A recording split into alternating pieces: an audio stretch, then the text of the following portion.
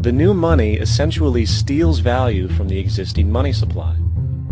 For the total pool of money is being increased irrespective to demand for goods and services. And as supply and demand finds equilibrium, prices rise, diminishing the purchasing power of each individual dollar. This is generally referred to as inflation, and inflation is essentially a hidden tax on the public. What is the advice that you generally get? And that is, inflate the currency. They don't say debase the currency. They don't say devalue the currency. They don't say cheat the people who are saved. They say lower the interest rates. The real deception is when we distort the value of money. When we create money out of thin air, we have no savings, and yet there's so-called capital. So my question boils down to this: how in the world can we expect to solve the problems of inflation, that is, the increase in the supply of money, with more inflation? Of course, it can't. The fractional reserve system of monetary expansion is inherently inflationary. For the act of expanding the money supply, without there being a proportional expansion of goods and services in the economy, will always debase a currency. In fact, a quick glance at the historical values of the US dollar versus the money supply reflects this point definitively, for the inverse relationship is obvious. $1 in 1913 required $21.60 in 2007 to match value. That is a 96% devaluation since the Federal Reserve came into existence. Now, if this reality of inherent and perpetual inflation seems absurd and economically self-defeating, hold that thought, for absurdity is an understatement in regard to how our financial system really operates. For in our financial system, money is debt, and debt is money. Here is a chart of the U.S. money supply from 1950 to 2006. Here is a chart of the U.S. national debt for the same period. How interesting it is that the trends are virtually the same. For the more money there is, the more debt there is. The more debt there is, the more money there is. To put it a different way, every single dollar in your wallet is owed to somebody by somebody. For remember, the only way the money can come into existence is from loans. Therefore, if everyone in the country were able to pay off all debts, including the government, there would not be $1 in circulation.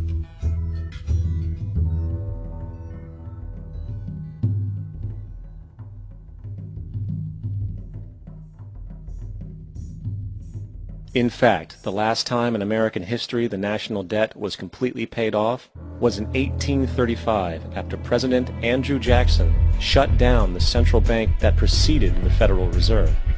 In fact, Jackson's entire political platform essentially revolved around his commitment to shut down the central bank, stating at one point, "The bold efforts the present bank has made to control the government are but premonitions of the fate that awaits the American people should they be deluded into a perpetuation of this institution or the establishment of another like it."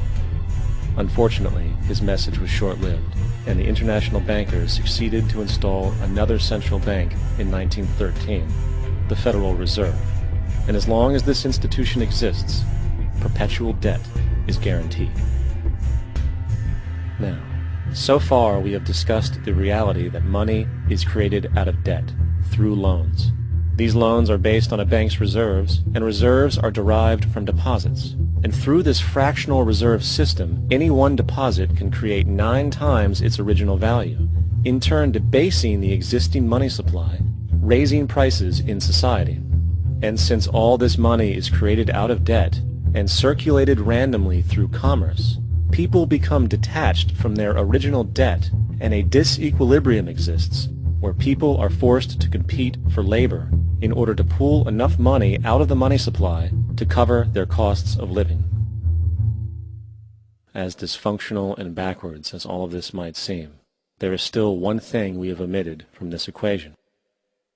And it is this element of the structure which reveals the truly fraudulent nature of the system itself: the application of interest.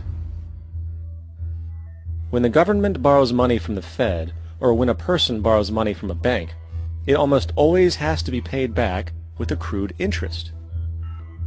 In other words, almost every single dollar that exists must be eventually returned to a bank with interest paid as well. But if all money is borrowed from the central bank and is expanded by commercial banks through loans, only what would be referred to as the principal is being created in the money supply. So then, where is the money to cover all of the interest that is charged? Nowhere. It doesn't exist. The ramifications of this are staggering, for the amount of money owed back to the banks will always exceed the amount of money that is available in circulation. This is why inflation is a constant in the economy, for new money is always needed to help cover the perpetual deficit built into the system, caused by the need to pay the interest. What this also means is that mathematically, defaults and bankruptcy are literally built into the system, and there will always be poor pockets of society that get the short end of the stick. An analogy would be a game of musical chairs, for once the music stops, somebody is left out to dry. And that's the point. It invariably transfers true wealth from the individual to the banks. For if you are unable to pay for your mortgage, they will take your property. This is particularly enraging when you realize that not only is such a default inevitable due to the fractional reserve practice, but also because of the fact that the money that the bank loaned to you didn't even legally exist in the first place. In 1969, there was a Minnesota court case involving a man named Jerome Daly, who was challenging the foreclosure of his home by the bank which provided the loan to purchase it.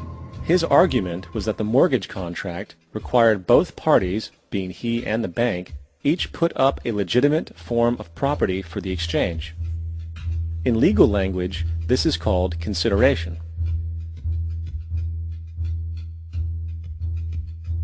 Mr. Daly explained that the money was, in fact, not the property of the bank, for it was created out of nothing as soon as the loan agreement was signed. Remember what modern money mechanics stated about loans? What they do when they make loans is to accept promissory notes in exchange for credits. Reserves are unchanged by the loan transactions, but deposit credits constitute new additions to the total deposits of the banking system. In other words, the money doesn't come out of their existing assets. The bank is simply inventing it, putting up nothing of its own, except for a theoretical liability on paper. As the court case progressed, the bank's president, Mr. Morgan, took the stand, and in the judge's personal memorandum, he recalled that the plaintiff, bank's president, admitted that, in combination with the Federal Reserve Bank, did create the money and credit upon its books by bookkeeping entry. The money and credit first came into existence when they created it. Mr. Morgan admitted that no United States law or statute existed which gave him the right to do this. A lawful consideration must exist and be tendered to support the note. The jury found that there was no lawful consideration, and I agree. He also poetically added, only God can create something of value out of nothing. And upon this revelation, the court rejected the bank's claim for foreclosure, and Daly kept his home. The implications of this court decision are immense. For every time you borrow money from a bank, whether it is a mortgage loan or a credit card charge, the money given to you is not only counterfeit, it is an illegitimate form of consideration, and hence voids the contract to repay, for the bank never had the money as property to begin with. Unfortunately, such legal realizations are suppressed and ignored, and the game of perpetual wealth transfer and perpetual debt continues.